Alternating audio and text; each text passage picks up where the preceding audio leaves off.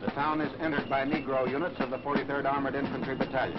I was a proud man. I was so happy that I was participating in the greatest war in history, but I still couldn't understand this segregation. Oh, beautiful, our heroes proved in liberating strife. Many of us felt we never would get a chance to really fight. Who more than self their country loved, and mercy more than life. I couldn't go in, which I didn't realize at that time was because of the color of my skin. America, America, make God thy gold refine.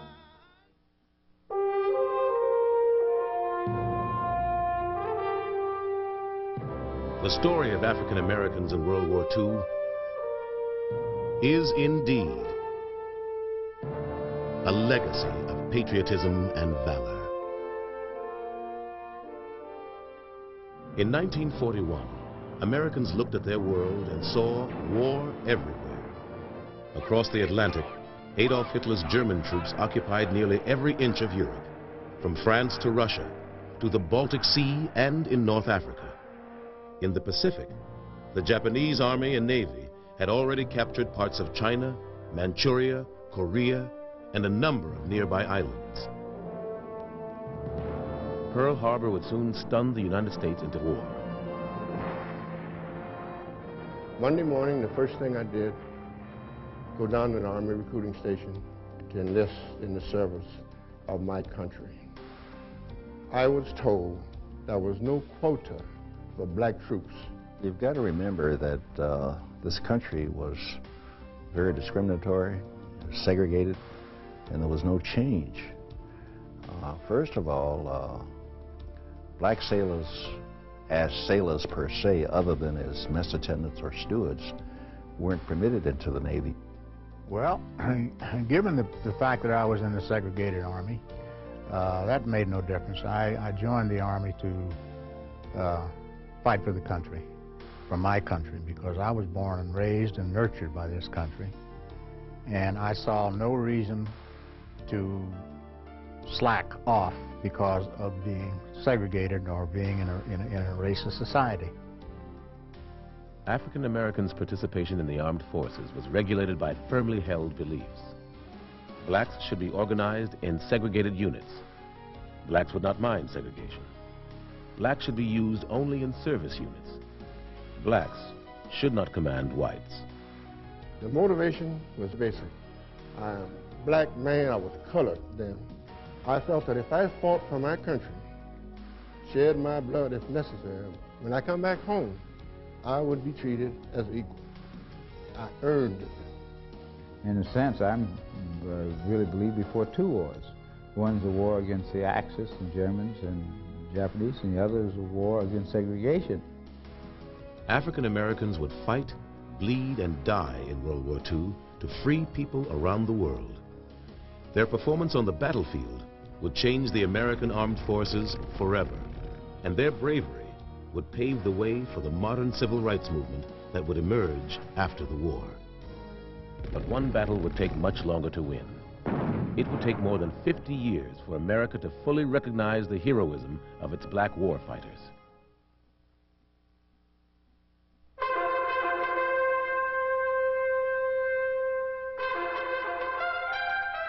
More than 50 years ago, an unspeakable tyranny threatened the world's freedom, and men and women in overwhelming numbers answered the call to arms. Millions of these were Americans, and many of these Americans were black. In the Second World War, more than 1 million African-American men and women served on land, at sea, and in the air. They served also to ensure that the freedom for which they fought abroad could not be denied at home. The program you're about to see is a chronicle of their service. In no way can it measure up to the determination and patriotism of these extraordinary men and women, for the struggle stands as a model of courage and character. As you watch the scenes unfold, you will get a glimpse of a magnificent, heart-rending effort for freedom and justice. Today, the triumphs of these African-American men and women in war and at home are a lasting legacy for every soldier, sailor, airman, marine, coast guardsman, and merchant marine who served in World War II. But even more, what they gave, what they suffered, and what they accomplished is a shining example to free men and women everywhere.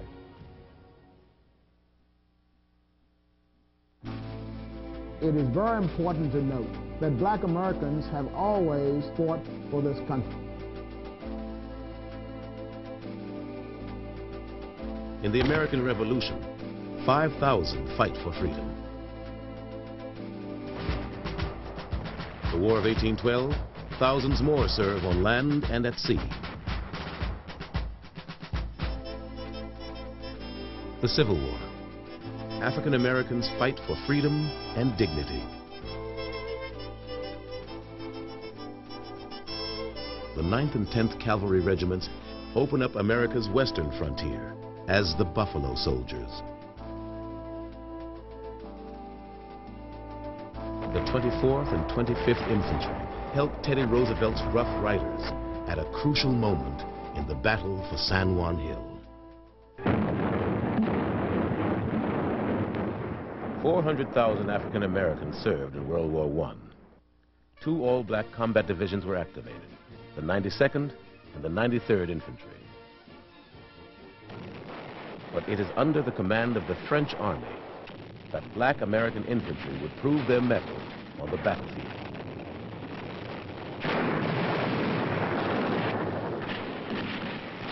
For their bravery, France awards black soldiers its highest medal, the Croix de Guerre, and the United States awards black soldiers from both units the Distinguished Service Cross. Despite their bravery, the number of black soldiers in the Army are severely reduced during the period between World War I and World War II. In 1940, there were only 4,451 African Americans in the United States Army. 5 were commissioned officers and 11 warrant officers. The rest were enlisted men, mostly in service and supply units. There were no black Marines and only a few mess stewards in the Navy and Coast Guard.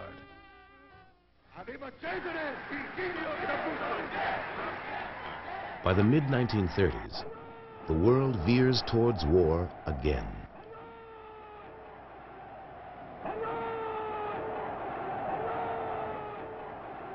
African Americans still must fight for the right to do their part.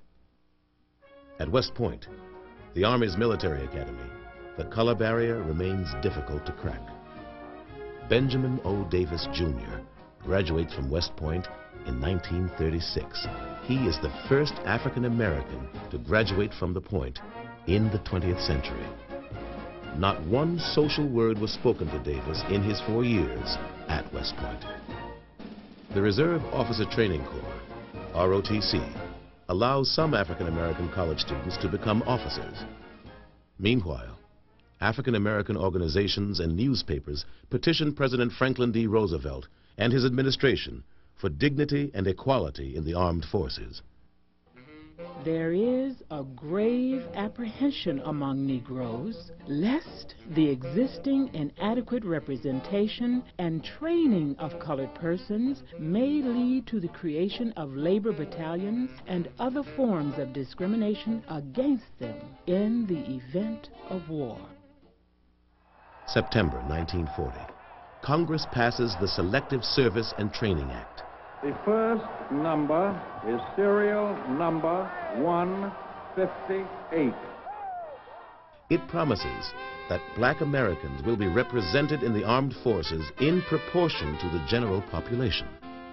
PFC, the CPL, the SGT, the LT, CP, the OD, the MP makes you do cat beat. It's a G.I. jive, man. But the Marine Corps isn't accepting blacks. The Army Air Corps isn't accepting blacks. The Navy is, but only as mess attendants. The Army takes African Americans, but only as replacements for its all-black units. On the home front, blacks face discrimination in the expanding defense industry. African American organizations continue to protest. A. Philip Randolph sets a July 1st date for a march on Washington. To stop the march, President Roosevelt offers a compromise. He issues Executive Order 8802, which establishes the President's Committee on Fair Employment Practices. The order promises to end discrimination at factories producing for the national defense. 6 months later, the United States enters World War II. December 7, 1941, a date which will live in infamy. The V for victory becomes the double V for black Americans. Victory over fascism, victory over racism at home. The double V becomes a rallying cry for African American participation in America's armed forces and on the home front. Someday he'll come along. From black entertainers joining the war bond campaign rallies, to farm workers, to workers on the assembly line, African Americans help boost morale and supply America's armed forces. I'll do my best. We did what we did because we were there and we had to do it. You had over 50,000 black soldiers, and they were from the port of embarkation, where all the goods come in, all the way up into the jungles, which is where we were. Early in the war, African American troops are sent to remote corners of the world to build roads and airstrips for future battles. One of the war's most formidable construction projects is the Lido Road. Running from Lido, Assam in India to Kunming, China, over the Himalayas and through the jungles, the Lido Road will be more than 1,000 miles long. We would supply the Gurkhas and the Indians also who were fighting up around Burma, where the Japanese were fighting at the time. We also supplied American supplies, and we also supplied the Chinese.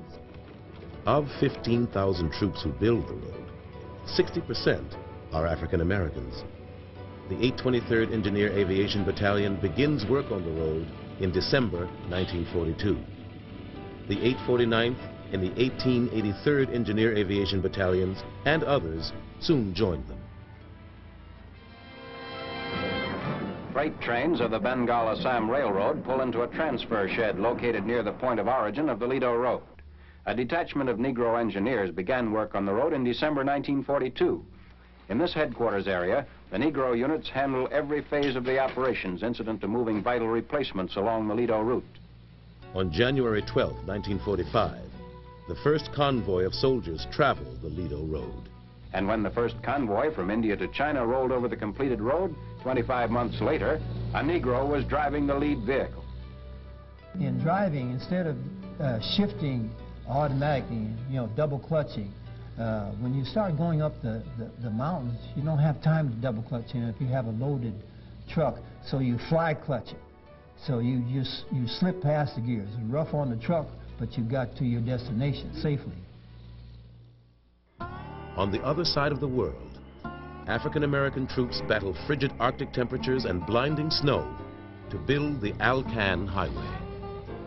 Well, black soldiers, some of them had never drove a bulldozer, had never drove a truck, a big heavy truck, never drove a road grader, but they learned how to use that and did that kind of work themselves. We wasn't taught to do none of that kind of work. The terrain was very rough, it was unstable, it would vibrate, which made it rather difficult for the bulldozers. The temperatures varied anywhere from 32 below zero down to 65 below zero. Bulldozers would freeze to the ground, trucks would freeze to the ground, and then once you cut the motor off, you couldn't get any of them started. On the Alaskan highway, the black troops were housed in pyramidal cloth tents, while the white soldiers were in mason huts and housed in some of the army bases. What protected the black soldiers inside of the tents, the frost was about an inch thick, which acted as insulation.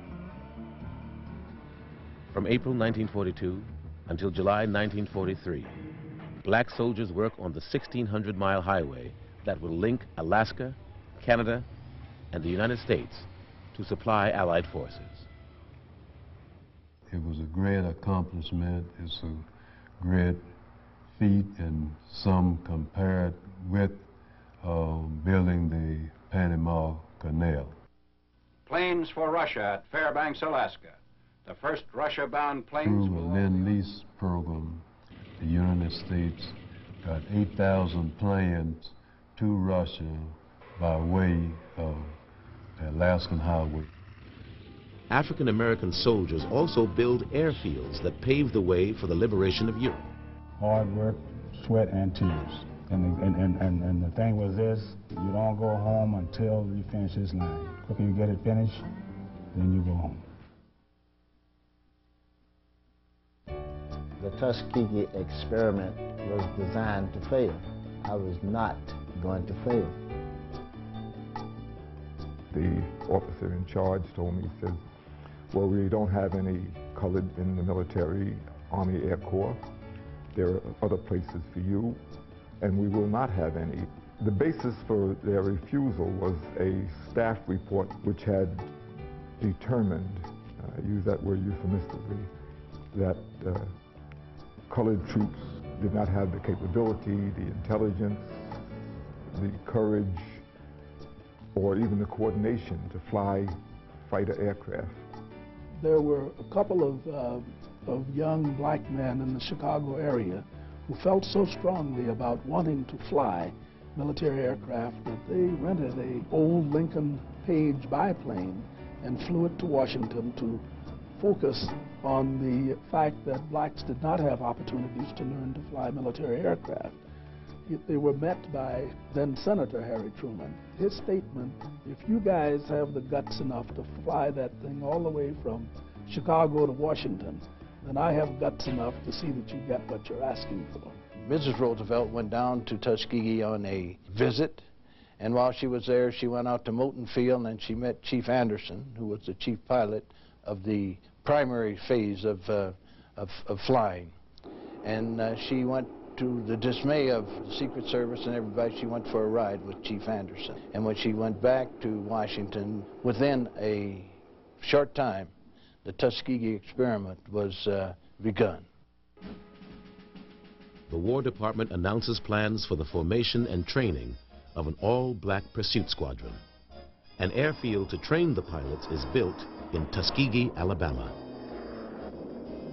The first class consisted of 12 students and one military officer, who was then Captain Davis, who later became the commander.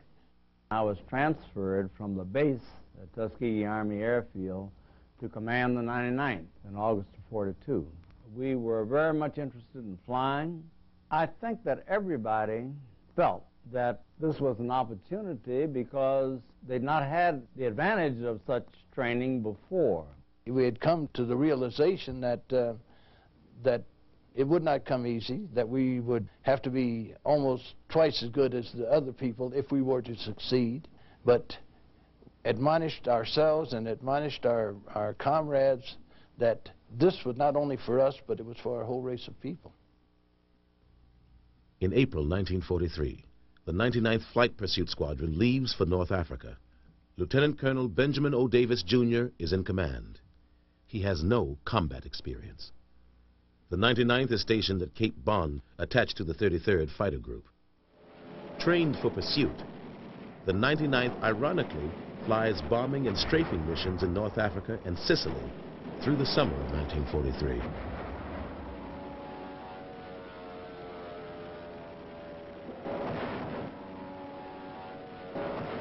And they had great problems in 1943 because the commander of the 33rd Group was an avowed segregationist, and he did everything he could to keep the unit segregated. They were on a different part of the airfield. They weren't invited to join the officers' club on his part of the airfield. They were kept segregated in every way, shape, or form. Probably the worst thing that the commander did to them is that in their first combat missions, he didn't allow a veteran pilot to lead them into combat. In September 1943, the lack of significant fighter engagements endangers the 99th's continued existence. Davis is ordered back to the States to defend the 99th's record. General Davis, then Lieutenant Colonel Davis, had to fight very hard to keep the unit flying. The Air Force recommendation, the Army Air Corps recommendation, was to abandon the 99th and to stop the training of the 332nd, which is in training at Selfridge Army Airfield at that time. Lieutenant Colonel Davis's defense keeps the Tuskegee Airmen flying. With huge losses mounting for the 15th Air Force, the 332nd Fighter Group moves to Ramatelli, Italy in April 1944 to begin bomber escort duty. Davis snapped at the opportunity. He had been flying a very obsolete airplane, the P-39 Airacobra. He was given initially the P-47 for about a month, and then the P-51. Just about every day we were flying top cover for bombers, protecting the bombers from enemy fighters. Now the bombers, they have to fly straight and level at a certain speed so that the bombardier can make sure that the bombs fall where they're supposed to. We flew around all the smoke to pick them up at the other end. And it's a sad commentary when you see those guys coming in there flying like bugs and you can see them explode. On mission after mission, bomber crews look to the 332nd's Red Tail fighter escort for protection. You would stay with the bombers because that was your primary job, because when the fighters went running off chasing other fighters, chasing German fighters, then new German fighters would come in and there the bombers would be all by themselves. The 332nd never lost a bomber to an enemy fighter in 200 missions stretching from May of 44 to April of 45. That is a unique record. No white unit, and all the rest of them were white, that stayed in the hunt as long as they did, could make that claim. One of the Army's best kept secrets was that there was a black fighter group. We had no idea that the Red Tails, who had given us the finest escort and whose escort we preferred, were black pilots. Not an idea in the world.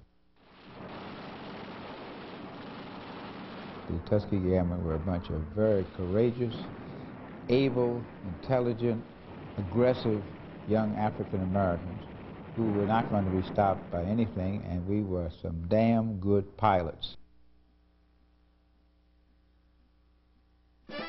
There was just a feeling of patriotism and a feeling that everyone wanted to help out in the war effort. African American women also answered the call to service. From Europe to North Africa to New Guinea and here at home, they serve and work to win the war. In April 1941, the Army Nurse Corps has 48 African American nurses. By 1944, there will be 220 black Army nurses. African American females in the Women's Army Corps, or WACS, also have an uphill battle to serve their country. Charity Adams commanded the 688 Central Postal Directory Battalion. The white WACs had been serving overseas for almost 2 years by this time, but for some reason the usual black troops may make trouble, or blacks can't do what others are doing and whatnot. Overseas commanders did not want black women to come over.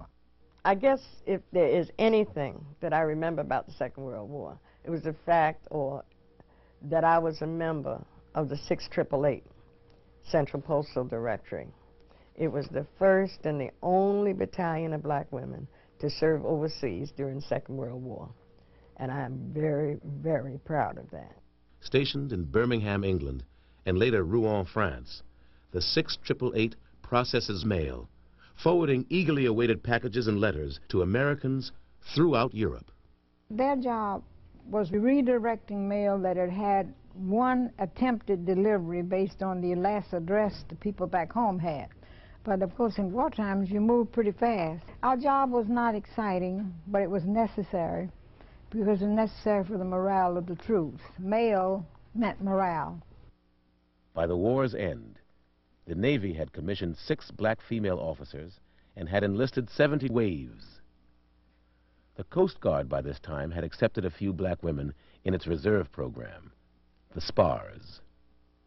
For civilian African-American women, World War II brings new challenges and opportunities. 600,000 out of 1 million African Americans who enter paid employment during the war are women. Picatinny Arsenal at Dover, New Jersey needed more workers to make more ammunition for our fighting forces. The appeal was to Harlem. A former factory worker sums it up best when she declares, Lincoln may have freed the slaves, but Hitler was the one that got us out of the white folks' kitchen. This young white sailor said, "You black SOB. I'd heard they had commissioned you guys, but I never thought I'd see one." So I was standing down on the corner of 14th and Independence Avenue, all dressed up in my blues, and I never got so many hate stares in my life from white servicemen who looked at me as well and said, "Who does he think he is?" the Navy resists taking blacks except as stewards. The Marine Corps remains all white. In 1942, the need for manpower cracks the Navy's and Marine Corps' color line. The Secretary of the Navy said that black folks couldn't handle the modern arms of warfare that they had in the Marine Corps, and that was a challenge to me, and that's why I went in. In June 1942, the U.S. Marine Corps enlists blacks. From across the country, African-American recruits arrive at Munford Point for boot camp. For many of them, Mumford Point, like other southern bases, is a rude awakening. How in the world did I ever get into something like this? Our receptionist said, "You will say yes, sir, no, sir, and you will not move until you are told to do so. Do you understand, boy?" I'd heard what happened to black people or colored people, as we were called then, south of the Mason-Dixie line, but I had no personal real experience, and my parents, who were Southerners, basically never talked about it. Colonel Samuel A. Woods, Munford Point's commanding officer, is sympathetic to the challenges faced by his recruits. Colonel Wood, who, as you know, was a graduate of the Citadel, was, in my opinion, the fairest white man I've ever met or seen. Almost weekly, he would have us write a letter to Washington in which he was complaining about the way we were treated as human beings in North Carolina. We did all the things that all Marines do: close order drill, find a rifle range, hand-to-hand combat, using maps, survival training, anything that any other Marine got. In the Navy, the number of black enlistees approaches 100,000, and the Navy establishes its first training program for black naval officers.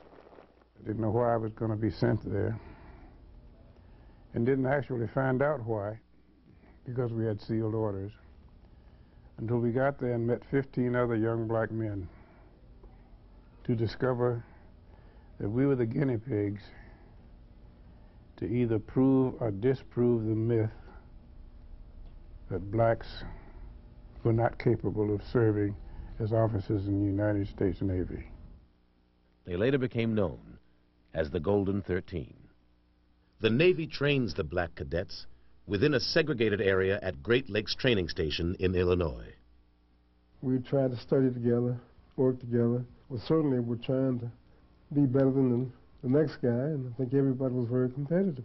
It was very cooperative and yet competitive. By doing that, I think we raised our own level of accomplishment. Black sailors who were in training came there with a purpose, and that purpose was to make sure that people knew that they could sail, that they were qualified to be sailors. The majority of them, I would say 95% of those guys, would have been able to have sailed any place. The Navy's USS Mason and the PC-1264, with their predominantly African-American crews, escort and protect vessels during the war years. Pioneering African-American officers and enlisted men also serve in the Coast Guard and Merchant Marine, while protecting our shores and delivering men and material of war to battlefields around the world. Afro-Americans knew nothing about airborne because it's a very elite service. It was restricted then only to whites. Well, here we're now going to be the only all-black parachute unit in world history, black from top to bottom. The 555th Parachute Company, the Triple Nickels, an all-black unit is activated at Fort Benning, Georgia. These paratroopers achieve a remarkable record, not a single refusal to jump. With unit morale high, the Triple Nickels expect to see combat. You remember that the Battle of the Bulge had done great damage to our force in Europe, and they were looking for a specialized unit to join the 82nd Airborne Division in some form. We spent 4 weeks in individualized training, jumping every single week, both day and night operations. Instead, they are stationed in Pendleton, Oregon to join Operation Firefly, a mission to protect the West Coast from Japanese balloon-borne biological weapons and incendiary devices designed to start forest fires. Kept from combat during World War II, the Triple Nickels nevertheless proved their ability to perform the task. Their success lays the groundwork for later integration of African Americans into the highly skilled 82nd Airborne Infantry Division.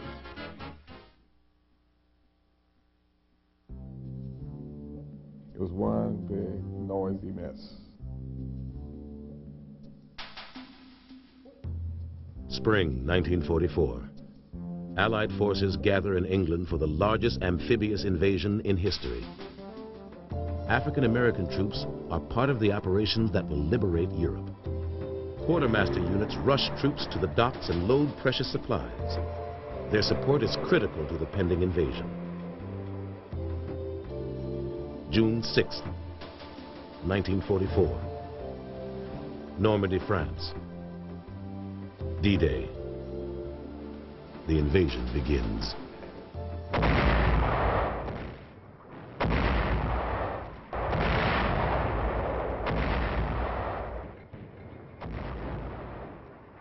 My job was to clean the mines so that the infantry coming aboard wouldn't get caught into, wouldn't find themselves in the middle of anti-personnel mines.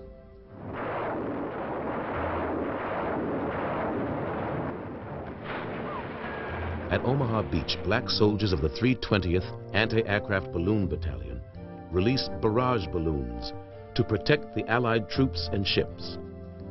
African-American medics tend to the men wounded in the bloody battle.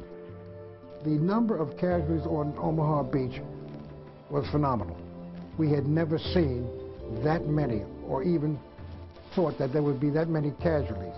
I helped, along with other medics, to dress and to do the best we could with the wounded. Port companies arrive in Normandy. They work 30, 40, 50-hour shifts, building docks and unloading supplies that will sustain the Allied push toward Germany. General George Patton's Third Army breaks out from the Normandy beachhead.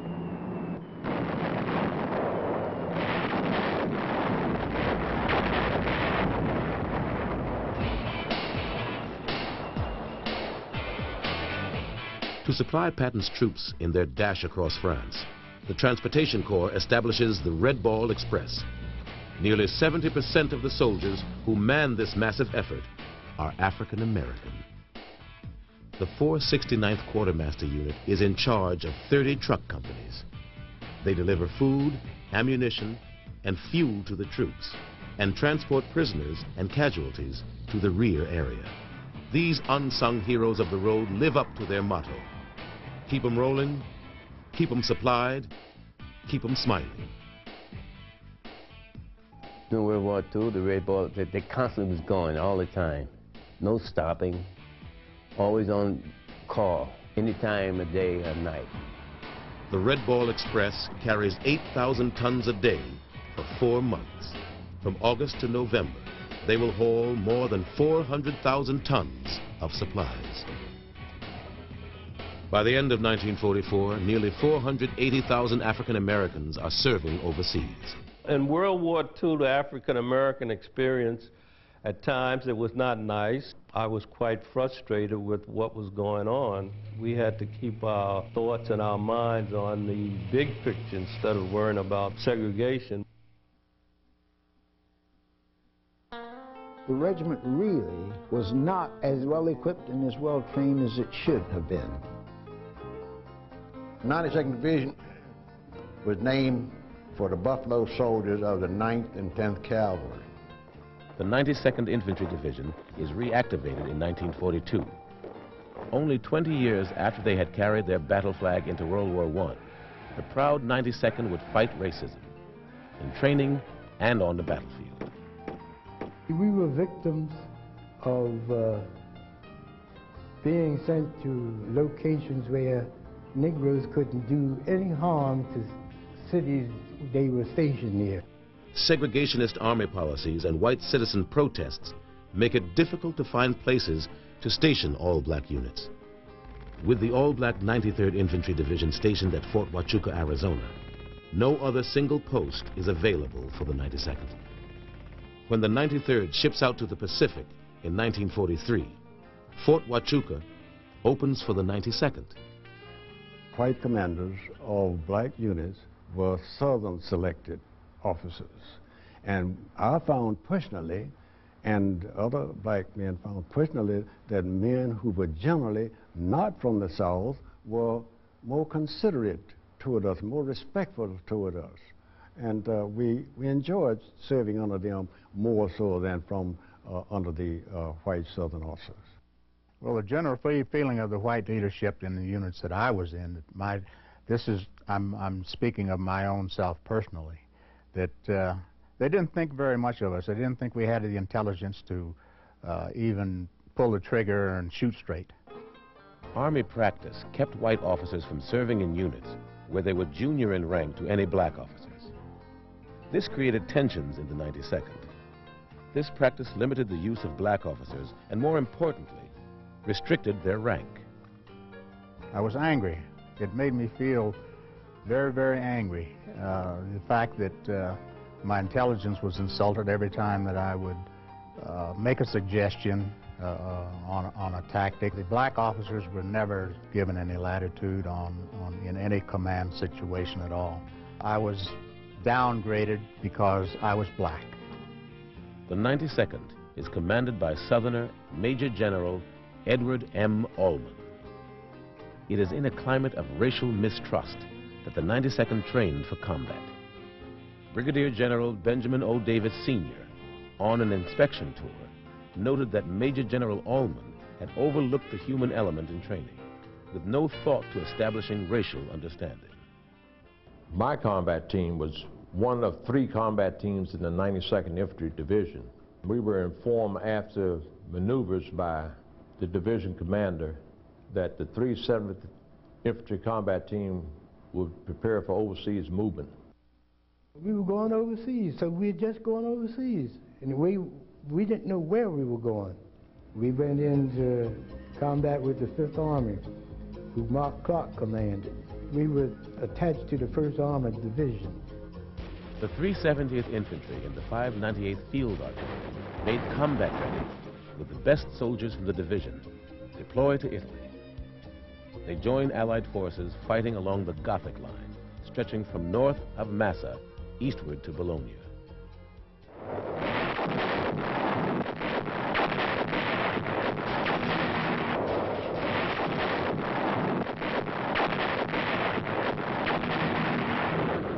The 92nd's 370th Combat Team fights aggressively and maintains contact with Axis forces.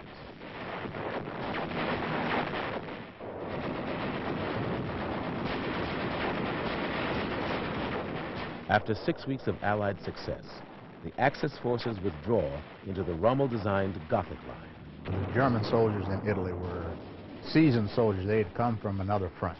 Namely, I think most of them came from southern France. They knew what they were doing.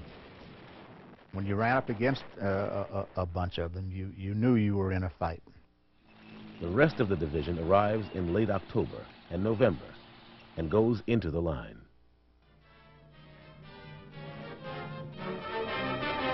2.4 inches of rain in 24 hours, ending 9th December, flood a regimental bivouac area of the 92nd Division at a point 17 airline miles south of Bologna.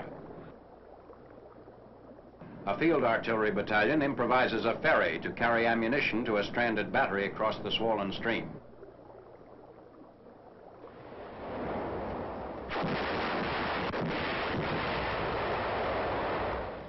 The casualties experienced by the 92nd have a devastating effect on unit combat effectiveness.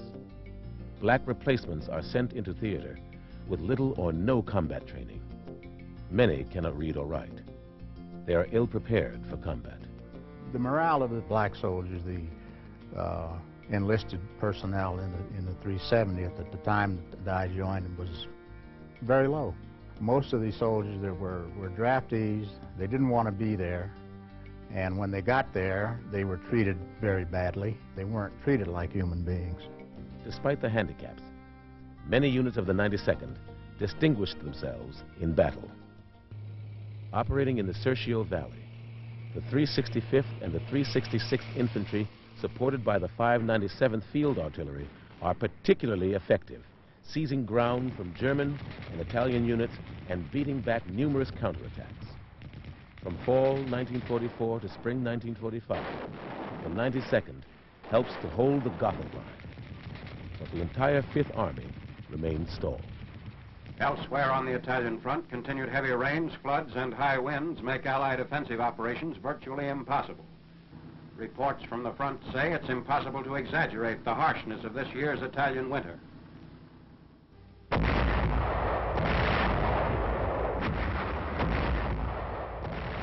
In April, the Fifth Army begins its final drive through the Gothic line.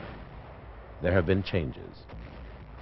The 92nd is reorganized as an integrated force. Attached are the famed Japanese-American 442nd and the white 473rd Infantry, along with the black 370th. They roll up the western Italian coast, liberating the ports of Massa and Genoa. Many African Americans distinguished themselves in the Italian campaign, but received little recognition. There was a definite program afoot to suppress acts of bravery or acts of heroism on the part of the black soldiers. I never heard any stories or any comments concerning bravery by black soldiers from any of the white officers.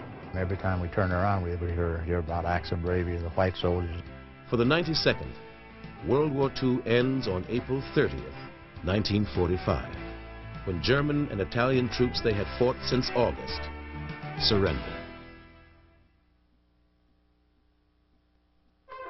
Most of them were excited. They felt as though they were going to get a chance to see some action. Under the leadership of General MacArthur and Admiral Nimitz, Allied forces undertook the island-hopping campaign that led to the Japanese homeland. Black troops are in the thick of the ferocious fighting.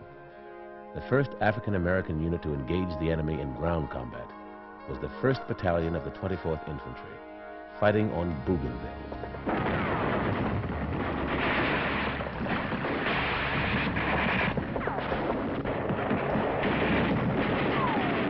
Black Marine depot companies are employed to serve alongside white Marine assault units in what was to become some of the most desperate and heroic fighting of the war. A depot company was more or less like a utility company. So a utility company could be used in any capacity, even in frontline combat, because when the Marines went on Tarawa, something like 1,000 people got killed in 3 days of fighting. I think they lost approximately 4,000 on Iwo Jima. They lost thousands on Okinawa. When you're on that beachhead and they're dropping those mortars and artillery shells on you, that's about as much frontline combat as you can get in. Marine ammunition companies are on the beach in the invasion of the Marianas, carrying ammo to the front lines and building supply dumps. African-American Seabees perform much-needed construction projects on the far-flung islands of the Pacific, including Guadalcanal, New Caledonia, and New Georgia. The invasion of Iwo Jima depends on the ducks, the amphibious vehicles manned by African American Army operators. They bring 105mm howitzers ashore. I came off there with my amphibious duck loaded with a 105 Hauser and 7 Marines. On the radio, but don't come in on Red Beach, it was too hot, come in on Green. The water was real rough because, you know, you gotta have training to know how to drive that duck on when the water is rough and your ramp is coming up and down. Well, I tell you, I was scared going in, I was scared coming back. All that fall over top and you don't know what's gonna hit you. On shore, Black Marines face a nightmare of enemy fire with the invasion force. I hit Iwo Jima with the 34th Marine Depot Company about D+3. This was the night of D+3. And they put me and a few other Black Marines up to hold that line. Well, it was kind of scary. Of course, I wasn't afraid because perhaps I didn't have sense enough to be afraid. I always felt that anything horrible happening would happen to somebody else, not me.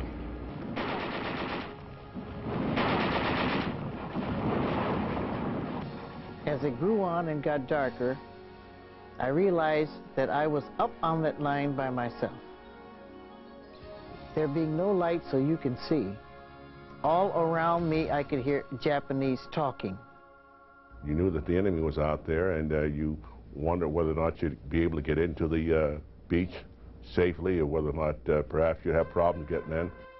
The intensity of the fire on such a small area is that one could have been killed at any one time, at any one place.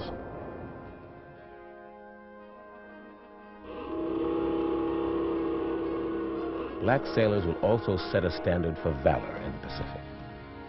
Aboard the battleship West Virginia at Pearl Harbor, Navy messman Dory Miller mans an anti-aircraft gun and engages attacking Japanese planes. Miller will go down with his ship, the Liscum Bay, later in the war. Another messman, Alonzo Swan, shoots down kamikaze planes diving toward his ship, the USS Intrepid. In all, 4 black sailors are awarded the Navy's second highest honor, the Navy Cross. Swan will wait 50 years to receive his medal. The legacy of Swan and Miller is continued during the invasion of Okinawa, as black naval gunners helped destroy the horde of attacking kamikaze planes intent on destroying the fleet. The Japanese sent suicide planes to land on Okinawa. We saw Japanese planes trying to dive into the ships, but the Navy gunners blew them up in midair. Most pride, I think, is having put your life on your line for your country. The feeling then was that you would have lost your life for a good reason, a good purpose. I'm proud to have been a Marine, and you'll find most black Marines think the same way that I do. If this country ever went to war, I wanted to be a definite part of that war. Word came out that they wanted volunteers, colored troops they call us in, to volunteer to fight in white units as an integrated unit. I was told it would be integrated. We got ridiculed quite a bit by a lot of combat troops that came over. We went overseas earlier in the war to help build the airports and so forth for the 8th and 9th Air Forces. And after they got there, we were constantly ridiculed as, you know, as they ridiculed blacks at that time. I liked the action. That outfit didn't have enough action for me. I was in the Army and I wanted to see some action. By December 1944, the Army faces a dangerous shortage. Few white combat replacement troops are left in the European theater.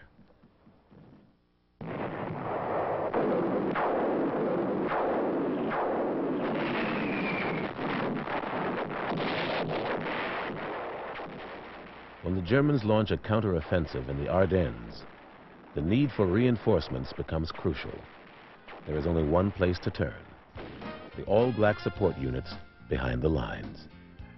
For the first time in the war, the Army asks African-American soldiers to take their places in combat units with white soldiers. The response exceeds all expectations. The sergeant came up and said, anybody want to sign up for the infantry? I didn't hear no more about it till the next day. I went to town. When I came back, the medical officer was there examining people, you know, for the infantry. And all those were passed. I think the next day they was gone. Almost 5,000 black soldiers volunteer. They know they are trading the safety of duty in the rear to risk their lives on the front lines. When we volunteered to go into combat, we automatically had to give up any rank that we had. We had to go in as privates. Oh, I was generous. I give them my stripes. I went from buck sergeant to buck private for a chance to get shot at. I was just boiling for a fight. I'll be frank with you. I was boiling and stewing for a fight anyhow. It didn't make any difference to me who I fought. To limit the effects of personnel losses in service units, only 2,500 black soldiers are taken. In January, they begin infantry training. They sent troops who had been wounded and couldn't go back to their unit, infantry-type sergeants, to train us. We received the best training anyone could receive to prepare to go into combat.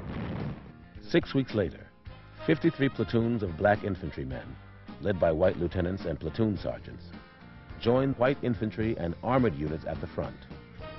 They taught us we were integrated. It turned out we were not totally integrated. We became an extra platoon. We got up there, the white soldiers were glad to see us from the beginning. I think they were glad to see anybody come up there because they was catching hell. We got right in there in the thick of things, and they taught us a whole lot right quick. Our first initial firefight was interesting. The colonel came up, and we had to take this little town. And the colonel said, well, we might as well try them. All of a sudden, everything broke loose, so everybody started scattering out. So we ran to this building, and the Germans, they was tearing us up. And Lieutenant whined and said, you know, call back for some smoke so we can withdraw. And so I told the Lieutenant, I said, we done came this far, what are we gonna go back now for? And we took the town. After that, they was trying us constantly because they knew we could do the job. I was pretty scared. I really tried to hold myself macho together, but I was really sorry that I volunteered. I really didn't feel good about it at all, volunteering for this hideous duty. If you've never really been under artillery fire in air bombardment, you don't understand it. We were under heavy artillery fire, and I was so frightened that I grabbed my steel helmet and pulled it down to my feet. Now, this sounds stupid. I know you can't do that, but that is what fear will do to you. The Army calls the platoons an experiment in integration. The relationship between the blacks and the white soldiers was very good. It was excellent. They are more like family. Anytime anybody knows you're in combat, you're a family man.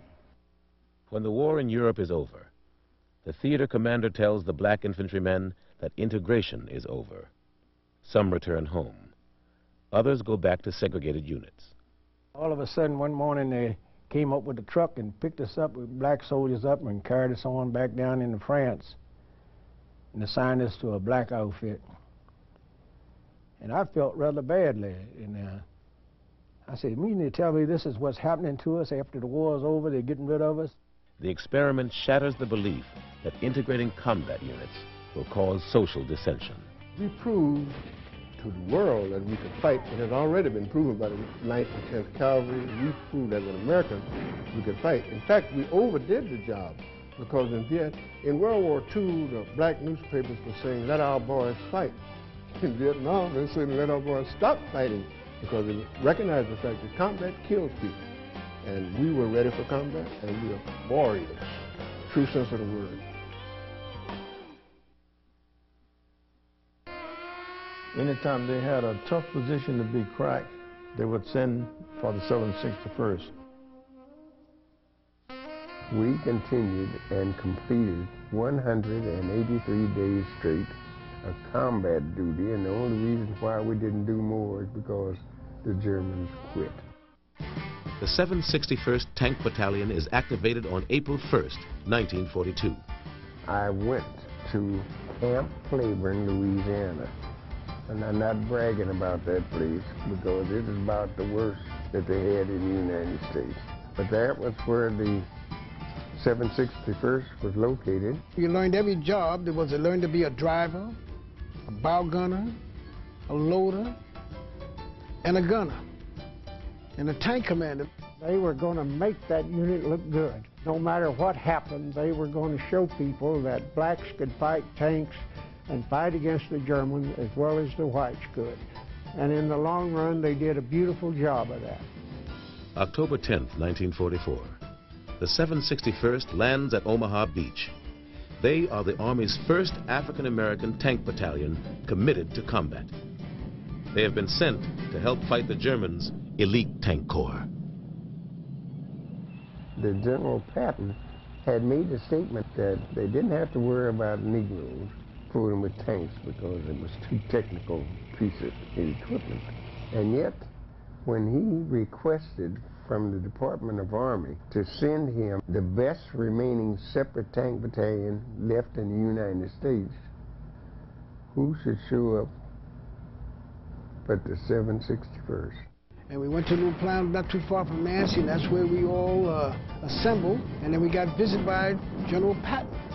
And he told us that, you know who he was, and he says, I have nothing but the best, and I sent for you.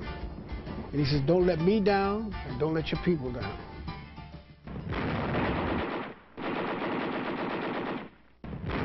We were pinned down, buttoned down in these tanks. The first battle around Chateaubourg and Chateau Saline, and we had a hell of a battle there.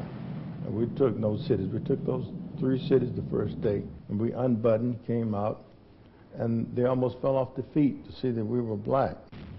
Through November, the 761st battles its way through Jussey, Mauvais-le-Vic, and Goubling.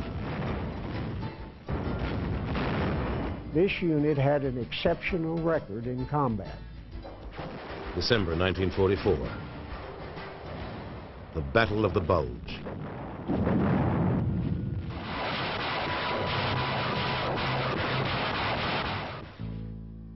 At Bastogne, surrounded by Germans, the 101st Airborne fights for survival. To relieve the 101st, Patton rushes elements of his 3rd Army north. Serving in support, the 761st blasts its way from the Sarre River on December 24th, north to Neufchâteau, Belgium, where they arrive on the 30th. We were truly nervous in Bastogne because behind every tree there was a dead soldier. Enemy or yours? There were groups of American GIs massacred by the camp group Piper. 11 black soldiers from the 333rd Field Artillery Battalion. When the bodies were recovered and it was discovered that they had been mutilated, they had bashed some of their skulls in with rifle butts, gouged their eyes out with bayonets. We never fought as one unit all together.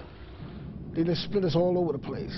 And I think that even confused the Germans, because I guess when everywhere they looked, they saw black tankers. I guess they thought it was a whole bunch of us.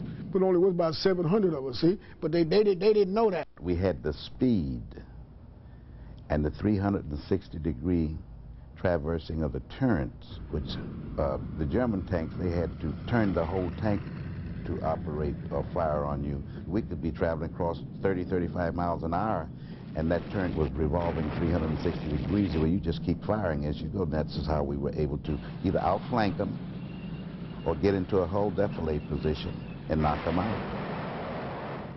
After the Battle of the Bulge, units of the 761st go on to fight in Belgium at Bonneroux, Raisogne, Tillet, and Pirompi. In Luxembourg, at Steinbach. In Highland at Jabek, End, and Erling.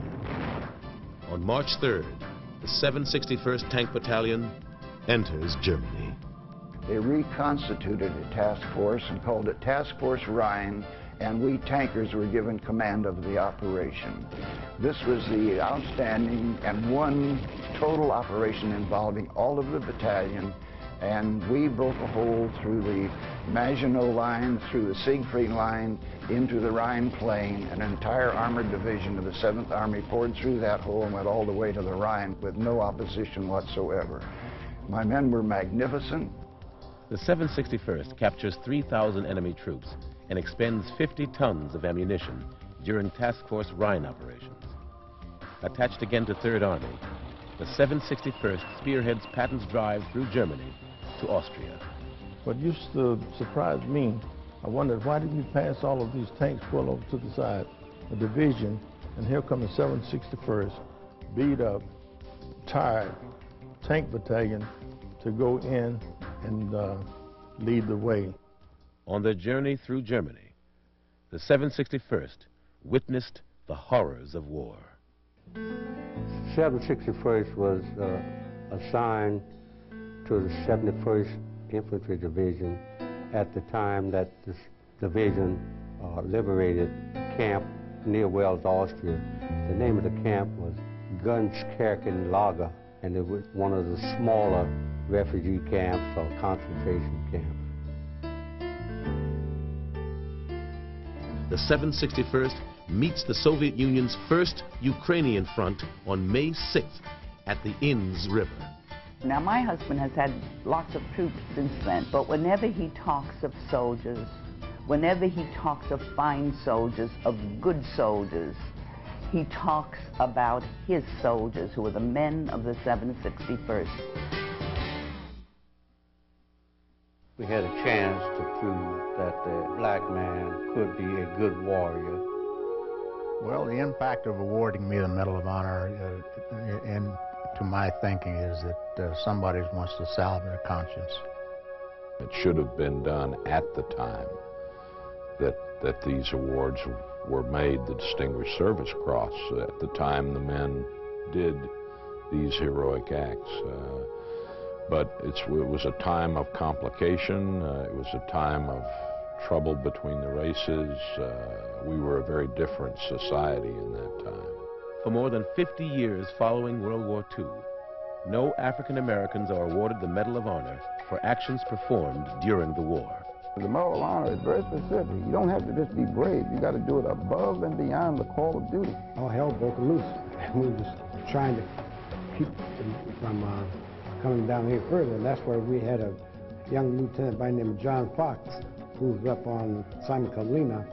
He was our forward observer, and he asked for fire, our own fire, on him to stop the Germans that were coming down. Well, it ought to make the country look a little more closely at what was done by the black soldiers, what was done to the black soldiers. It ought to shed some light in a dark corner of our closet. Sergeant Reuben Rivers, he was the point man for Company A. He led the way coming into Dublin. His tank hit a landmine, and it split his leg from his knee cap all the way up his leg. The medics, they said, man, this is $1 million wound. So that meant you can go back home. You're out of the war, it's over for you. And he said, no. He said, they need me here. And the next day, when we had to move out, and Captain William, he gave us an order, said, be careful when you go over this hill. And as we were doing this, my tank commander, Westerson, they told him, back out, Rivers, back out, back out, back out. Tigers are down there, don't you see them? He said, yes, I see them, but I'm going to engage them. And he did. By that time, big white flash hit up by the tank commander's side, and he got killed. It's very important that it be done now while their comrades, the guys who fought alongside them in World War II, are still alive, because the honor and the glory of it reflects on all of them. The Company C was given the mission to break through the German lines to get to an objective called Castle Etnalfi. We broke through, and when we broke through, they didn't, the Germans did not know we were there. During the action of breaking through the lines, we neutralized 3 machine gun nests, a couple of dugouts. We cut numerous communication lines. In May 1996, the Pentagon forwards the names of 7 soldiers to the White House, recommending them for the Medal of Honor for their heroic actions in World War II. There were 1,200,000 black Americans in uniform in World War II, and this is an important symbolic act.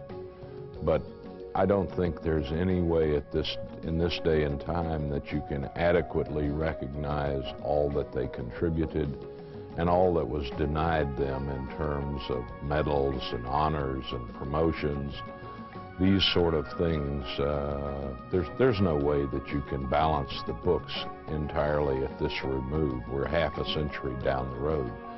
All you can do is this symbolic act and give to them some glory, some honor. They earned that, and it's long overdue. If you serve your country, you deserve to be served. It really makes me feel sad that we did our job, fought, but we weren't appreciated.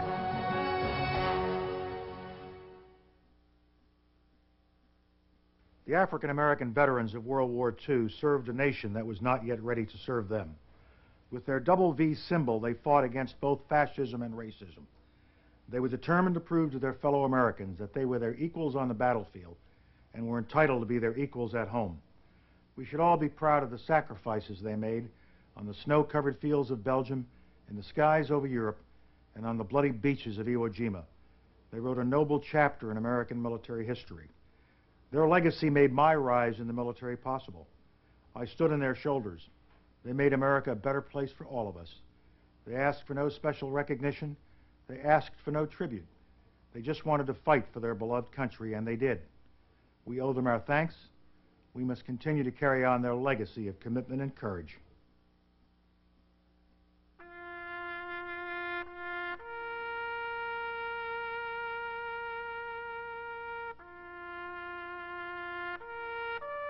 First Lieutenant Vernon Baker, 92nd Infantry Division.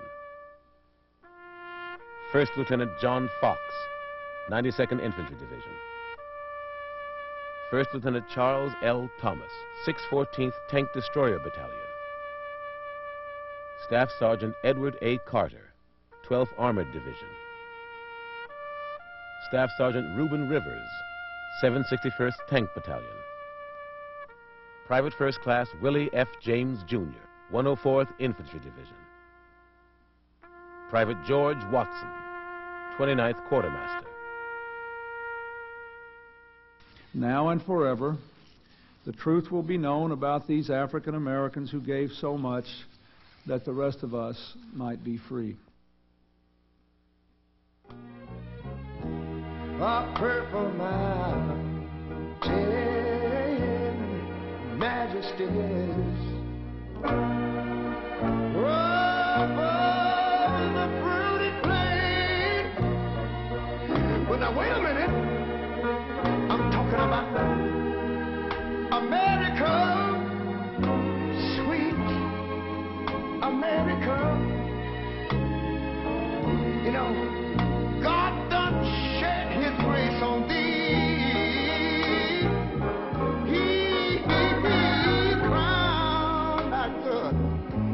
Yes, he did. Heavy brotherhood from sea to shining sea. You know, I wish I had somebody to help me sing this. America, I love you, America.